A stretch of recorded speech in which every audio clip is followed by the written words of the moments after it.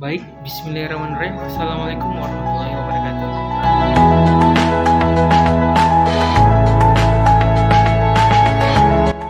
Pertama adalah kita harus mengetahui tentang pentingnya pendidikan. Pendidikan adalah fondasi dari perkembangan individu dan masyarakat kita.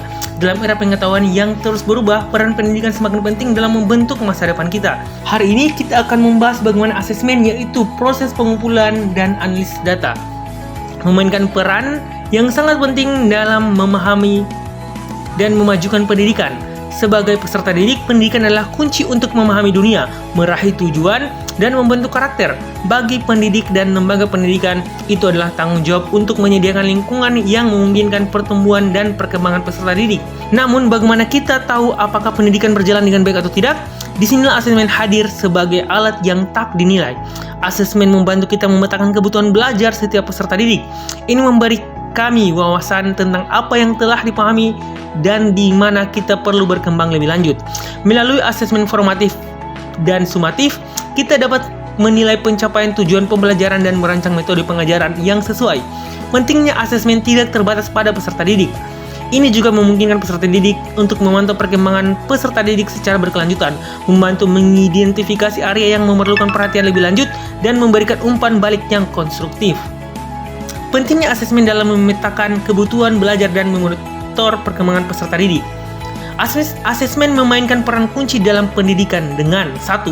Memetakan kebutuhan belajar, yaitu mengidentifikasi kebutuhan individu peserta didik, memungkinkan penyusunan kurikulum yang sesuai, dan menyesuaikan metode pengajaran untuk efektivitas yang lebih baik. Terus yang kedua, memonitor perkembangan peserta didik, yang dimana ada mengukur kemajuan dalam mencapai tujuan pembelajaran, memberikan umpan balik kepada peserta didik dan guru, dan membantu merancang perbaikan dan intervensi saat diperlukan. Apa itu asesmen?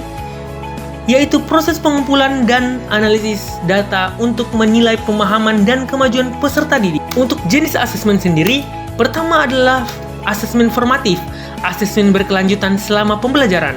Terus yang kedua, sumatif, asesmen akhir untuk menilai pencapaian tujuan pembelajaran. Pentingnya asesmen dalam memetakan kebutuhan belajar. Pertama, memahami kebutuhan individual peserta didik. Kedua, mengidentifikasi kesulitan belajar. Dan yang ketiga, menyesuaikan metode pengajaran. Contoh penggunaan asesmen kebutuhan belajar: penggunaan tes diagnosa, observasi kelas, dan wawancara, dan lain-lain. Pentingnya asesmen dalam memonitor perkembangan.